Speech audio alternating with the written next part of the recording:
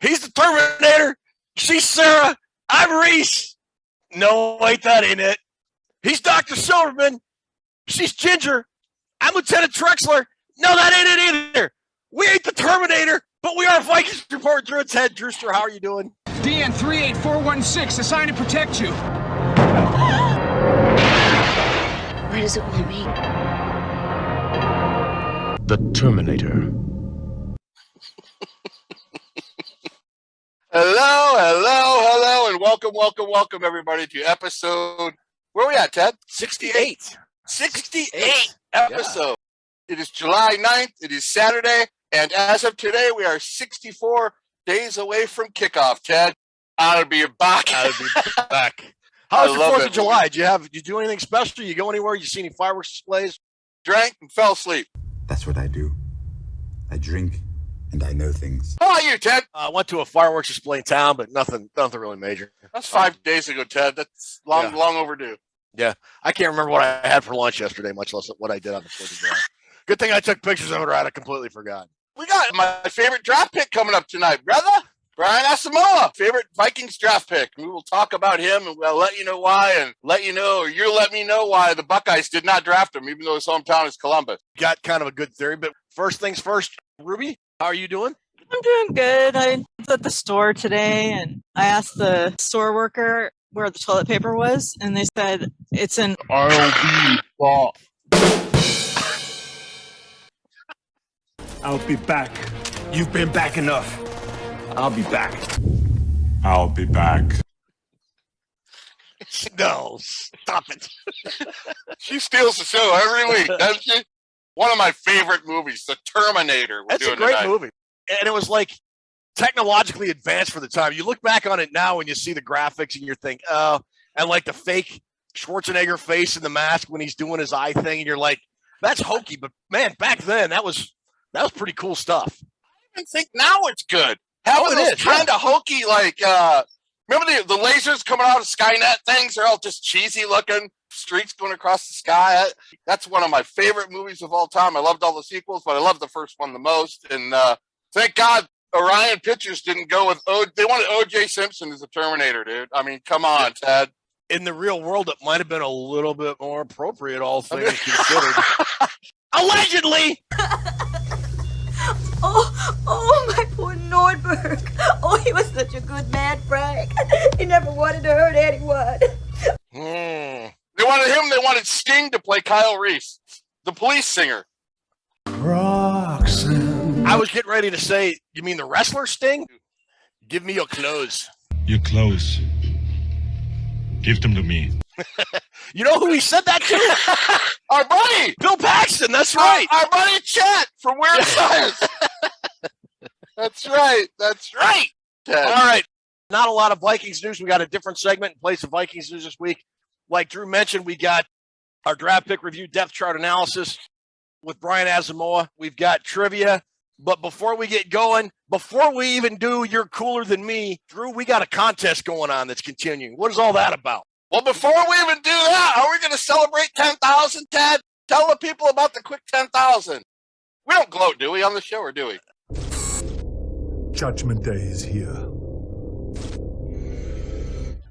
And 10,000 Spartans! 10,000 beats 10,000. Let's see you going below 10,000, Howard. Family had to borrow 10,000 for this. It's $10,000.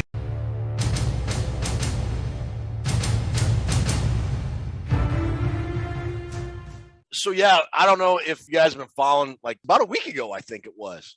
We went over 10,000 subscriptions on YouTube for our YouTube channel.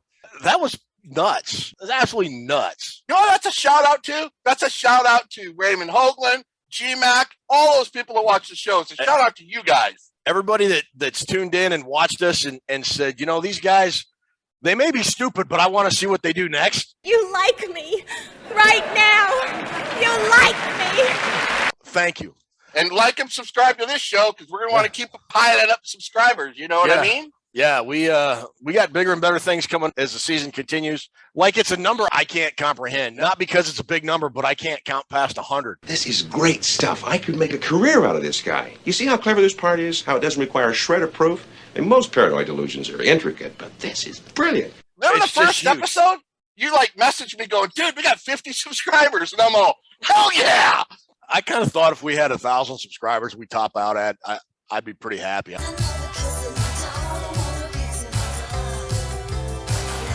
Yeah, like Drew said, thank you to everybody that, I mean, it's not us that are subscribing 5,000 times each. It's you guys taking the time out to subscribe and watch and interact. And wow, thank you so much. Thank you, Sarah, for your courage through the dark years. Thanks for your cooperation. Thank you, everybody. Let's move on to the next 10,000. And let's move on to our contest, the Rook Dog Challenge. What is this Rook Dog Challenge you keep talking about? Ted, the Rook Dog Challenge is a contest run here at Vikings Report. You're not going to find it at any other show. Gave out 50 prizes last year. No show's going to beat that. Did we really give out that many? 50 plus. She won a double showcase. She won both showcases. Wow. Between our live shows, the draft, just off the cuff, you saying, that's a great comment. Give him a prize. Which, you know what? People love that about you, Ted. They love when you're in a giving mood. Okay. You know what I mean? That's what she said. I'll be back. Rook Dog Challenge. It's a contest we're running here. All you have to do to enter the Rook Dog Challenge, it's free to enter.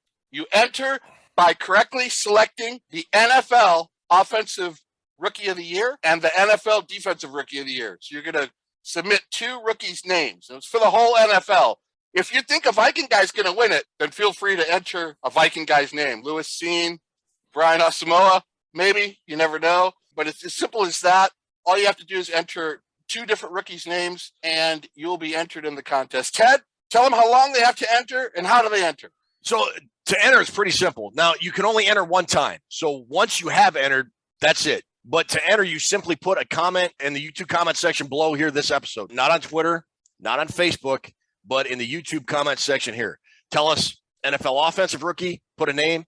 NFL defensive rookie, put a name. You have until the last Saturday show before the first Thursday night NFL regular season game.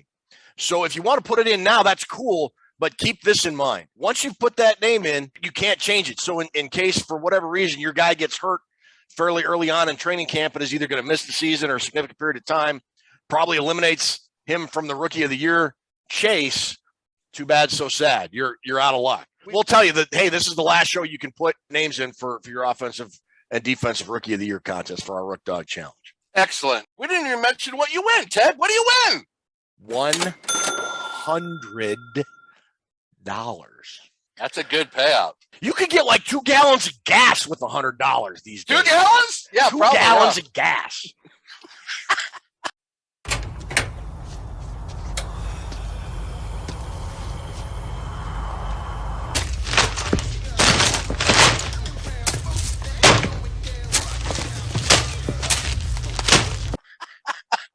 It's money well spent, Ted. Get into this contest. It's going to be fun. Don't wait too long, though, because right before the season starts, we're going to close the contest. I think you got 8 more shows. We do have a tie. If you've watched our show, you've seen our bag of cornucopia, which is our bag. We put the names in to draw, and either Drew or Ruby will draw one of the names, and congratulations, you're the winner. And if we have a tie, if we've got like 2 people that win, we're probably not going to let the person that doesn't win the $100 walk away empty-handed.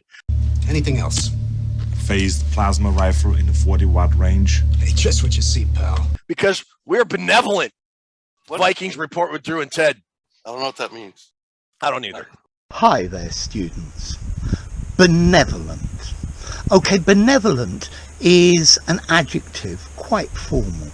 It means well-meaning, with goodwill towards people, wanting to do good and to help. Yeah? All right, we got a lot going on, but Drew, before you get going, what time is it? Ted, I'm cooler than you are.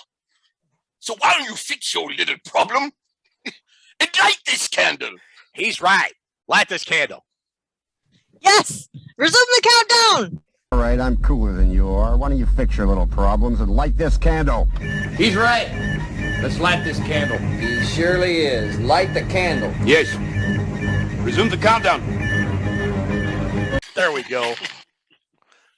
Show's on. In lieu of Vikings news, which is still the dead period, we're going to do a little segment called Most Confident, Least Confident. Then we're going to get to our draft pick review and depth chart analysis, and then we'll get to trivia. It's a segment that Drew coined, and I think it's a great segment. It's Most Confident and Least Confident. And looking across the offseason. Right. The Vikings had one of the busier teams with a new coach, new GM, new offensive scheme, new defensive scheme, new players. Old players got cut. Drew, there are a lot of things going on with the Vikings. Is that about right? That's right. We're dealing with a lot of...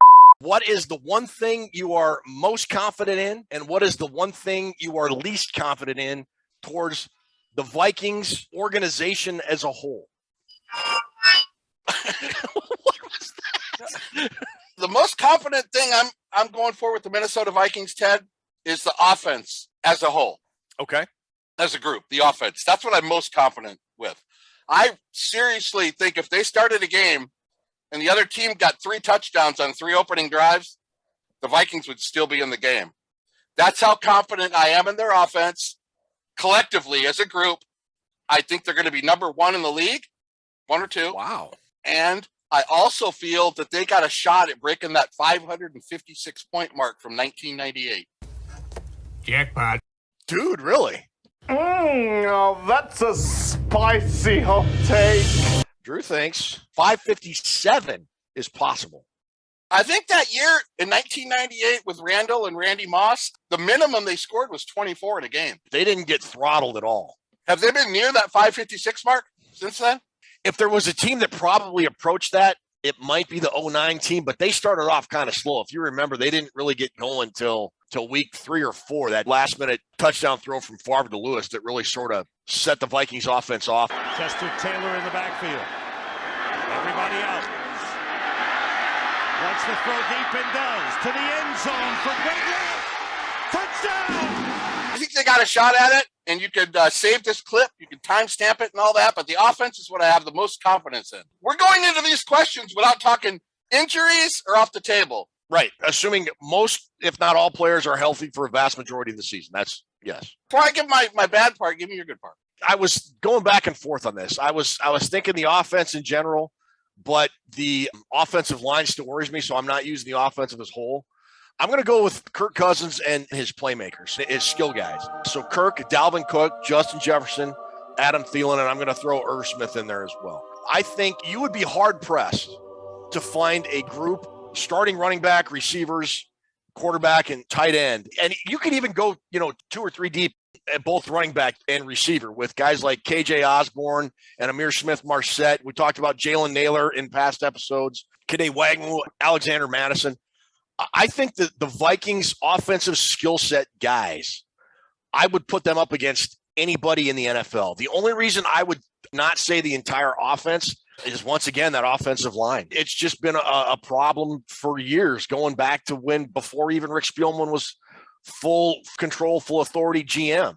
Sure. I'd like to think that they have taken measures to address the offensive line, and I would like to think that those measures will work, but I can't say that with 100% confidence like I can with the skill guys that are already here. So okay. I'm going to go with the offensive skill players, not the entire offense.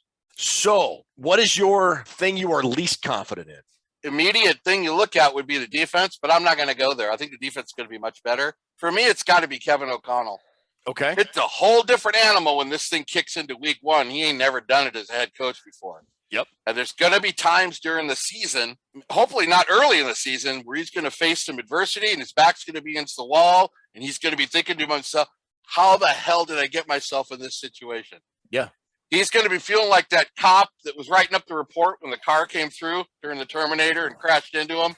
That's I'm telling you, he's got a big test ahead of him. I hope he's ready for it. I hope, there's only so much you could do to prepare to get ready for it. I'm really worried about that. I'm really worried about how he's going to handle the early punches of the season when something goes wrong.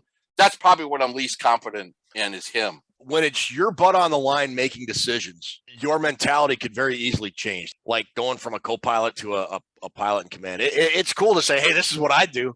Hey there, Mr. Pilot in Command, why don't we do this? It's easy to say what you would do, but when you're in the seat and you're making the decisions, it's a little bit tougher to pull the trigger on something that a lot of other people think you should do for a wide variety of reasons. So he was a great offensive coordinator. He helped develop a lot of good players. As a huge part in the Rams winning the Super Bowl. I don't disagree with any of that there. And same with Ed Donatel. He's coming in as a defensive coordinator. It's easy to help coordinate an offense when the guy really doing it is Sean McVay, and it's easy to help coordinate a defense when the guy really running the show is Vic Fangio. How are you going to do when it's you now? Right. And you're also working for a head coach that's not scared to go out and spend draft picks on free agents to help your defense. Yeah. I mean, McVay doesn't care about draft pick, and it's worked for him. But I'm not saying that KOC can't be successful, Ted. That's not what I'm saying. Oh, I totally get what you're saying. It's going to be like getting smacked in the face with a wet towel if he starts out 0-2, 0-3. Oh!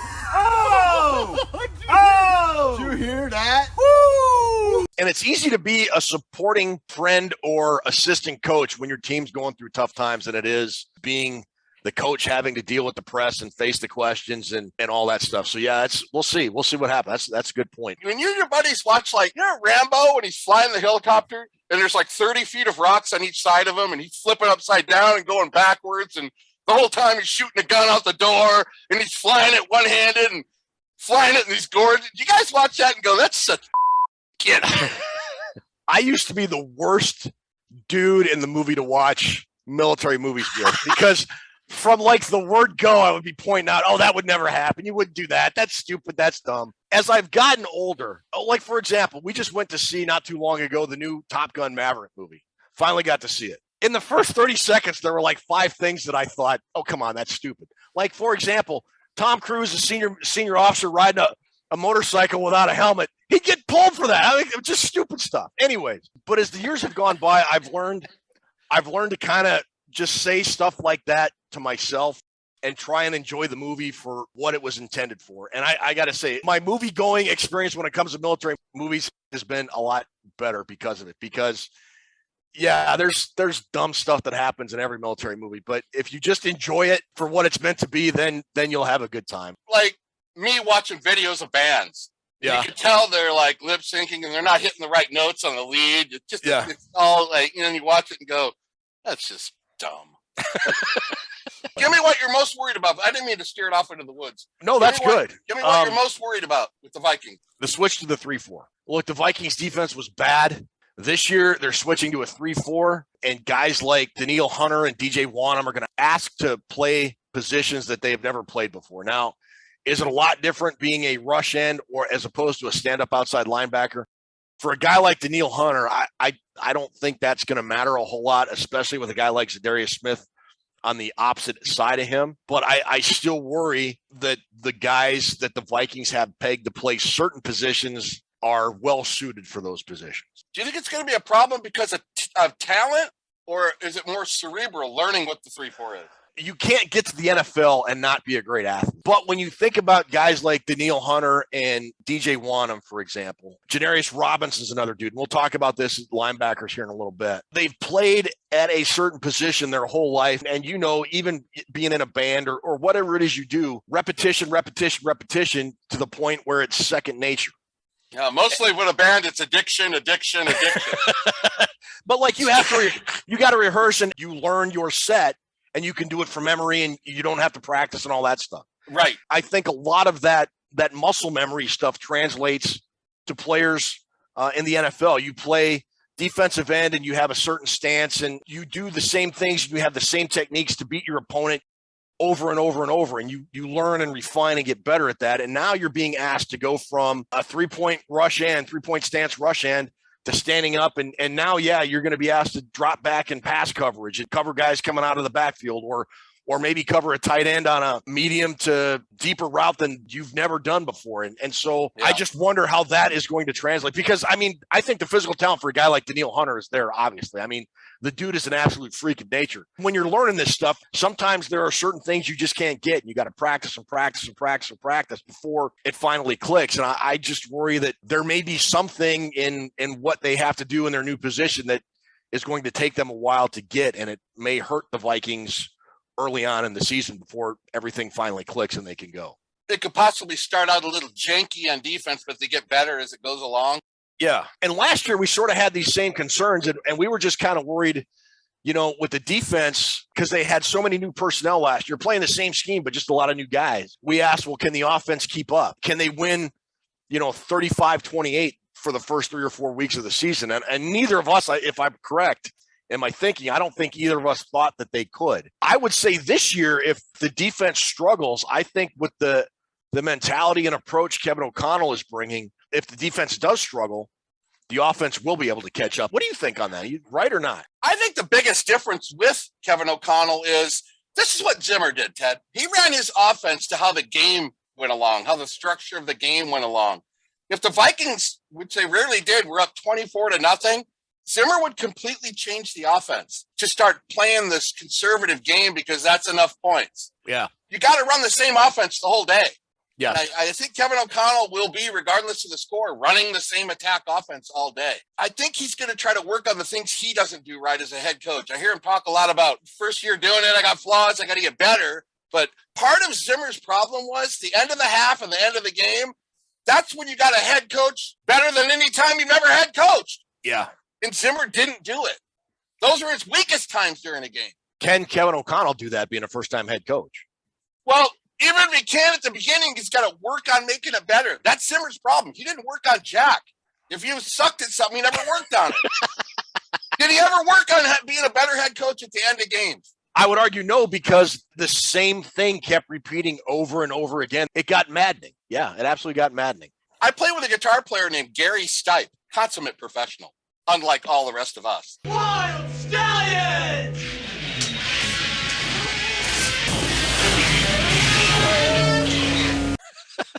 We did a show one time, and we'd have like hotels when we went out of town. After the show, you go to the hotel room, and Lord knows what happens at that point. You go over to Gary Stipe's room. He's sitting up with sheets of music in front of him. And I walk in, I'm like, dude, what are you doing? Where's the bottle of booze? Where's the party materials, bro? And he goes, oh, I'm working on this lead, the fourth song. I messed up this lead a little bit, and I want to get it cleaned up so it sounds better the next show. He's already a great guitar player. He's in there working on some problem, the tiny problem nobody's even going to notice. Yeah.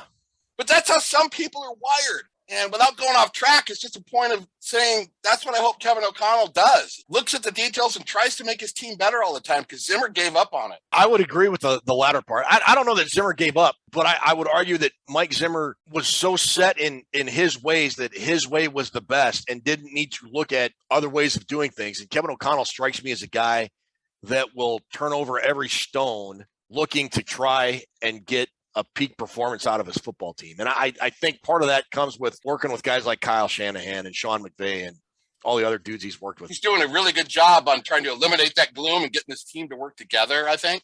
Yeah. Do you remember talking about going off tangent, do you remember back in the 1980s? No. The Vikings had a pretty good football team, but they were just kind of fractured and a lot of infighting. And I think it was the year after or the year before they traded for Herschel. Mike Lynn took them all on this retreat out to Arizona to try and build team unity and cohesion. Took everybody, front office, trainers, players, everybody. And it failed miserably. I think Jerry Burns got fired at the end of that year. But I don't see Kevin O'Connell as being a guy that needs to do that. He seems to be a guy, along with Kwesi Adolfo-Mensah, that just sort of gets that aspect. Mike Zimmer never got that. Mike Zimmer was like, I'm old school. You're going to do it my way or you're going to get out. And O'Connell is more of a, I don't want to say player's coach, but he's more in tune with the younger generation than I think Mike Zimmer might have been. In 2020, the Vikings started 1-3. In 2021, the Vikings started 1-3. You're right out of the gate. You're in the hole. The Vikings cannot go 1-3 for a third straight year. They can't. Well, it's been 0-2 the last 2 years as well. You start out 0-2, you've got less than a 10% chance to make the playoffs. The NFL is not kind to you, Ted. There's no gimmies. There's no freebies. It can't be bargained with. It can't be reasoned with. It doesn't feel pity. How else does it go? Or remorse or fear? Doesn't feel pity or remorse or fear, and it absolutely will not stop ever until you are dead. That Terminator is out there. It can't be bargained with. It can't be reasoned with. It doesn't feel pity or remorse or fear, and it absolutely will not stop ever until you are dead. You guys are idiots. I know we are. We're so dumb. We are so dumb. You are terminated. How do we get 10,000 subscribers, man?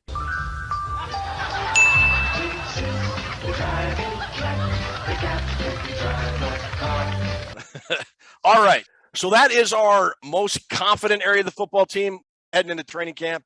and the least confident. So we'll come back. If there's Vikings news next week, we'll cover Vikings news. If not, we'll do another segment until we get to training camp. But right now, we move to our draft pick preview depth chart analysis. We got Brian Asamoah, number 66 overall, the University of Oklahoma. If you'll excuse me, I must Asamoah a question. Don't do that. I'm so dumb. I love this guy, man. I must Asamoah you a question. Excuse me. I'd like to ask you a few questions. Beginning of April, we had the spotlight on Brian Asamoah. You were high on this kid back then. You had him as a 3rd or 4th round pick. Yeah, it was in my top 10, but I also grouped together the outside linebackers and the middle linebackers all together. Okay. So it wasn't just top 10 for an inside linebacker. It was top 10 for all the linebackers, the whole slew of them. And this is what he had to say about being drafted by the Vikings. Let's hear it.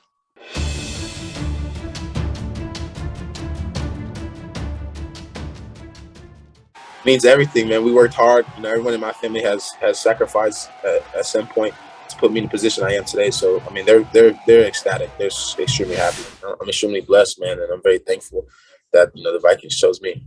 A guy that can run sideline to sideline, shutting down perimeter run games or perimeter run schemes and passing schemes, you know, outside the box.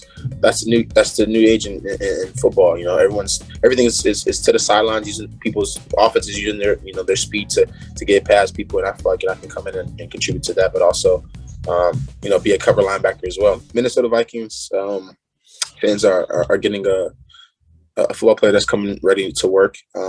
Very thankful for the opportunity, but like I said, man, I'm gonna make the most of my opportunity, and so I'm very appreciative. Asamoah, great athlete. You can play him at nickel linebacker. You can line up at any kind of different formation. 34 games at 80 tackles. His speed to get to the ball carrier, his tackling ability. I think you could get him in we don't have a 4th rounder. We'd probably have to take him in the 3rd unless we got a 4th rounder. He led Oklahoma in tackles in both 2020 and 2021. He just does everything really well. Great guy in coverage, splitting the gaps on the run. You can rush the quarterback. I'd love to see the Vikings get that guy. I think there's a lot to work with that cat. Probably put him in there at free safety if you needed to.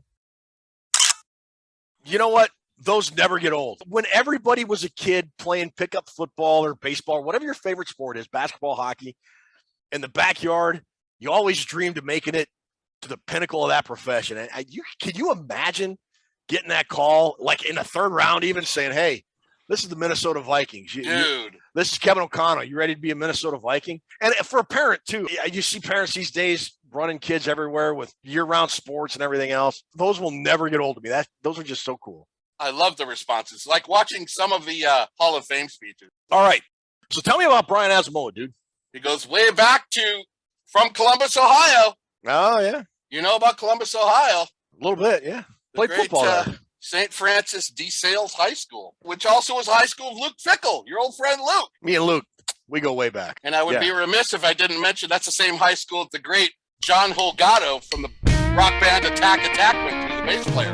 Oh, I remember Mars Attacks, but I don't remember Attack. Attack. John Holgato, great bass player. Okay, you left high school, went to Oklahoma, had scholarships from a bunch of other schools, not from Ohio State, because Ohio State goes after 5-star guys and he was only a 3-star guy. Yeah, like that's kind of the thing. You know, you asked me about that, and Brian Asamoah would have been a perfect Jim Tressel recruit back in the day. When Urban Meyer came to Ohio State, he flipped the recruiting mentality on its side. All the coaches up through Tressel, with maybe the exception of John Cooper, said we are going to lock down the Ohio border and then we'll get whatever we need elsewhere. Meyer said, no, we're going to recruit nationally. And if there's a 4 or 5-star guy in Ohio, we're going to go hard after him. But we're done recruiting 3-star Ohio kids just because they're from Ohio. Which, sure. I mean, you look at the results, and Ryan Day has continued that after Urban left, and you can't complain with the recruiting classes that Ohio State's got. No, and another thing they might have been looking at was Brian Asamoah was also a running back in high school, a very good one. So they might have been thinking, we don't know really what he's going to want to do, play running back or defense. I think he was a 4-star running back and a 3-star defender. So went to Oklahoma, really struggled when he got there. I think he was a redshirt freshman, but he struggled when he got there because Oklahoma defensively, they run a pretty complex system, Ted. It's hard to learn. He really struggled with it. And if you remember the linebacker Kenneth Murray, who got drafted by the Chargers, outstanding 1st-round talent. Kenneth Murray took Asamoah under his wing and said, listen, dude, don't do any of that. Do this. And showed him what to do. And when Murray left and got drafted by the Chargers, Brian Asamoah moved right in, completely changed his game, and became a dominant player. He had 90 tackles to lead Oklahoma last year, 4 tackles for loss, a sack, and 2 forced fumbles. 37 games for Oklahoma, 19 starts over the past 2 seasons. Butkus Award finalist, Ted, which isn't easy. No. He's the 11th player ever drafted from the University of Oklahoma, Ted. By the Vikings? Yes. Can you name any of the other 11? Phil Lodeholt. There you go. Off the top of my head, I can't think anymore. Adrian Peterson. Oh, The other top. Duh. Of course. Duh. The first Sooner taken by the Vikings since 2008 when they took the great Rufus Alexander, who played in 1 game. You remember him. And since then, we have not taken 1 player since that time from Oklahoma. This is my favorite draft pick for the Vikings, Ted, because when you watch him, the tape, he just jumps off the tape. He is the best sideline-to-sideline linebacker in this draft. You can tell Devin Lloyd that. You can tell Nakobe Dean that. And I'm going to start out with my hot take. In 3 years, Brian Asamoah. 3 years. In 3 years, Brian Asamoah will be the best defensive player taken in this draft.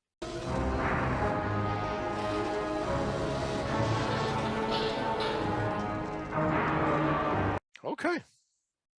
The best. The only reason it's not this year is because he's got a couple guys ahead of him. He's going to be, working his way into the lineup.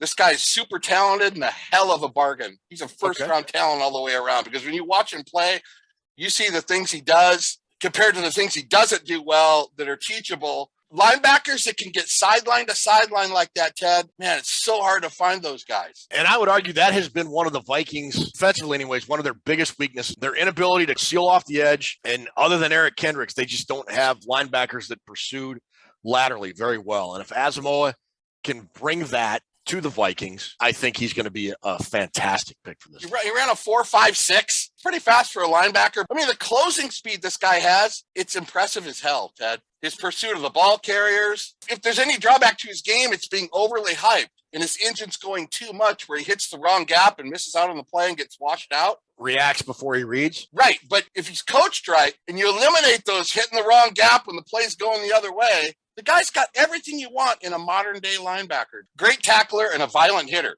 I'm not worried about his tackling. I'm worried about him. A lot of times he reacts without reading it, gets him out of position. That stuff can be taught by a coach. A good coach is going to teach him how to settle down a little bit. Also, he could use a little bit more work in pass coverage. Certainly, his flaws are so limited. Brian Asamoah is going to be a star in this league. So then, obviously, I mean, look, when we're talking 4th-round guys and above, it would be a shock if those guys didn't make it.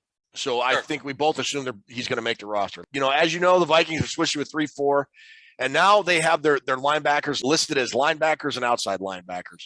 And we'll deal with Asamoah's position first, which is inside linebacker. Besides Asamoah, you've got Ryan Connolly, Troy Dye, Jordan Hicks, free agent signing from the Cardinals, Eric Kendricks, William Kwenku, Blake Lynch, and Chaz Surratt. Now, looking back at Denver, where Ed Donatel was prior to coming over here, where he's working with Vic Fangio, the Broncos kept 5 inside linebackers and 5 outside linebackers. We'll get the outside linebackers in a minute. Those 5 guys, I assume you think Asamoah is going to be one of those 5 as well, don't you? Oh, absolutely, 100%. Kendricks is a lock, I would think. Jordan Hicks is a lock. You got Asamoah, so that's 3 out of your 5. So you probably got 2 spots left, more than likely, for Connolly, Dye, Kwenku, Blake Lynch, and Chaz Surratt. What the hell is a Kwenku? What is everybody Kwenku tonight? No, that's Wang Chung. My bad. I don't think he's going to make it. Lynch and Chaz Surratt. And they're going to have some sub packages that put Brian Asamoah right in the line of fire. Believe me, he's going to get a lot of playing time. He's just not going to ride the bench like those other 2 guys. He's going to be the first go-to guy. I would think Hicks and Kendricks going to training camp would be your pretty clear-cut favorites to start on the inside. Sure. I got Asamoah, Hicks, Kendricks, Blake Lynch, and Surratt. Troy Dye is a guy I'm looking at. Dye or Lynch, just sort of depending on how training camp works out for those 2.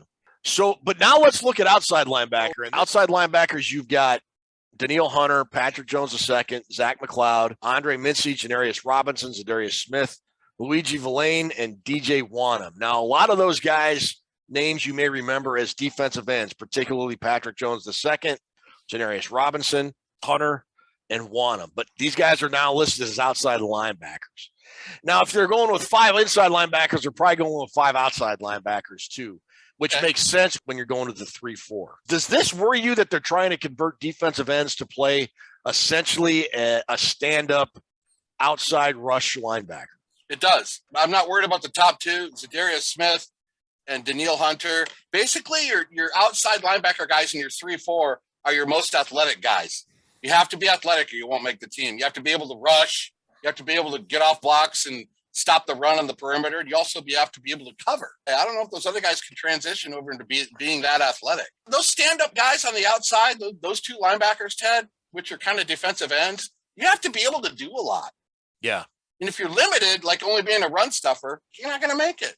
You know, Ed Donatell's also said they have to be able to kind of do 2 things. They have said the Vikings are going to play a lot of 4-3 looks as well, because with the way offensive groups are with 3 wide receiver sets and everything, that is just going to lend itself to a lot of 4-3 sets with a nickel package and all that kind of stuff. They're going to not only stand up on the outside, but they're going to also be a rush edge on a standard, traditional 4-3 set that we're used to seeing a lot. If you're looking at that, guys like Janarius Robinson and DJ Wanham may have a leg up on those guys than, the other guys we talked about. I don't know.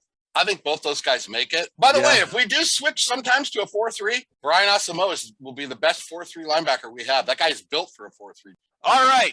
So that does it for Brian Asamoah and our draft pick review depth chart analysis. We're going to go ahead and take a quick break and come on back with trivia and wrap up the show.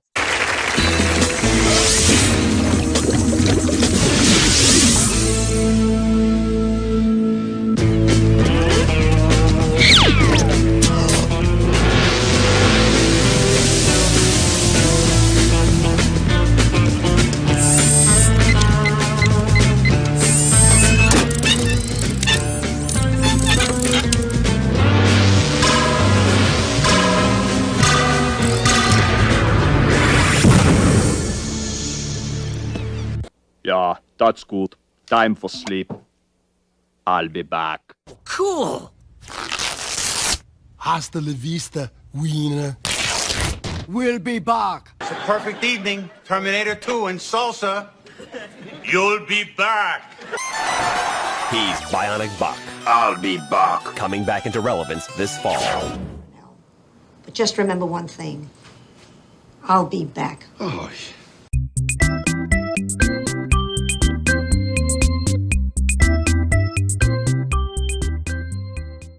Welcome to Toonces Trivia. How you guys doing? I'm doing good, Toonces. How are you doing? I'm doing good. This week, the trivia will be... What about me? You don't ask me how I'm doing? Do it. No, yeah. No, I'm just saying. Yes. Yes, Ken, how you doing? Then you just get to the trivia. You don't ask how I'm doing? Dude, she lives with you. I don't know how, but she knows. Okay, Drew, how are you? I'm doing good, Toonces. Thanks for asking. Okay, great. Now, here we go. This week's categories: Terminator Trivia, I'll Be Back, and Famous Evans. Terminator Trivia. The machines rose from the ashes of the blank. What did they rise from? The nuclear war, wasn't it? Yeah, let's go with that. Yeah! Nuclear fire. Close enough. All right, second one. Here we go. What did the LA Police Department call the Terminator? Phone book killer. Yes. Nice. Nice. Speaking of the phone book, how many Sarah Connors were there in the phone book? 3. There were 3. Okay. Go with that. That is correct. Good job. All right. You almost swept this category. Now, this kind of sucks because Drew already said this, so this is an automatic win. Ironically, what former NFL running back did Orion Studios originally want to play Terminator? You already know that. O.J. Simpson. O.J. Simpson. All right. I'll be back. This category will feature the names of Viking players who played for the Vikings, left, and then came back. Whoa. Okay. All right. Here we go for 100. I played on the D-line from 2010 to 2019, then returned in 2021. Everson Griffin? Oh, yeah. That is correct. Yeah. Good job. All right. We're undefeated so far, right? Yes. Undefeated. Yes. Randy Moss. Didn't even have a chance to talk. Yeah, I knew you guys were going to get that one. Yeah, Good job, Ted. My favorite. All right. I played from 96 to 2000, played for Baltimore in 01, and then returned from 02 to 05. Chester Taylor, wasn't it? Close. Evans. Oh, yeah. Charles Evans. Chuck Evans. Yep. No. Oh. Who left for the Ravens for one season then came back? That's really weird. Wow, this is a great question. Leroy Horde? No. Terry Allen? I don't know. No. I give up. Gotcha. All right. Yep, Yeah. you got us. Moe Williams. Oh, we're so dumb. The great Moe Williams, Ted. Here. Idiots. Idiots. I liked him. I did too. Yeah. Great player. All right. Here we go. I played from 85 to 93 and then returned for my last season in 99. Patrick Chakwura. No. No. Who the hell came back in 99 on the D-line, Ted? Well, who was drafted in 85? It'd been guys like Duck White and That's a long career for a defensive lineman. Derek Alexander. You give it up? Yeah, go ahead. Chris Doleman. Oh, duh. He played that last year with, because he left for the 49ers. Ted, We're so stupid. we don't deserve to have a show anymore. We don't. Last category, famous Evans. You're going to see a picture of somebody and you have to name the person. It could be their real name or it might be the character they play. Okay. All right, here we go. Who is that? That's Jimmy Walker. J.J. Walker. Yeah. What's his name on the show? Jimmy Evans. Yes, Evans. JJ Evans. JJ. Oh, Okay. sorry. Oh, so Evans isn't the answer. Okay. Yes. Oh, that chick from Dynasty, Ted. Yeah. She was also on Big Valley, the daughter on Big Valley. She was. Linda Evans. Linda Evans. That's it. Good job. Yes. She's Good. kind of meow meow. All right. What Evans? Chuck is this? Evans. Yes, that's Chuck Evans. All right, last one. If you get this right, you win. Who is that? Evans, who was drafted by the Panthers. I think that's the Titans. We're going to lose this whole game Goodell, on this picture right on here. this guy, this clown. Yeah. Look at Goodell. I don't know. Wide receiver? Oh. No, I think he's a defensive lineman. Not much of one. Apparently. Who was it? Am I going to win? Yes, you are, Toonces.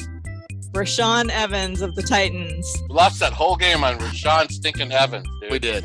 All right. Thank you guys for playing. We'll see you next week. All right. Thanks, Toonces. Thanks, Toonces. Appreciate your effort. All right. Drew, once again, thanks for your awesome Brian Asamoah knowledge. Toonces, thanks for the trivia. Thanks for all the production stuff that you do to make us look not dumb, because that's next to impossible. Thanks to everybody that subscribed. I still can't believe we've got 10,000 people that subscribe to this show. Thank you. We'll be back next week. We'll be back next week for a new show. But until then, buddy, take us home. Thank you, Ted. It's always great coming on here and talking some football with you. 10,000 subscribers. Thank you to everybody for helping us along with our show. Have a good weekend, and we will see you next week. Say good night, Ted. Good night, Ted.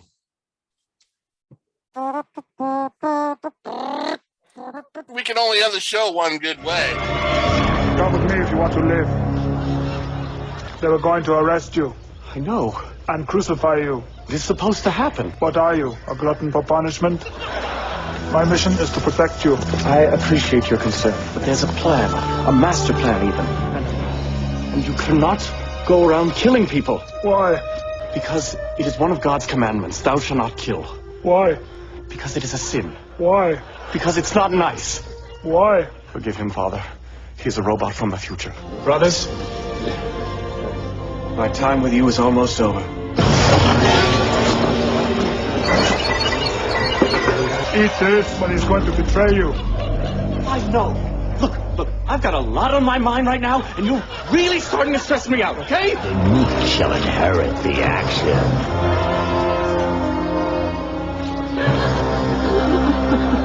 Don't worry. He'll be back.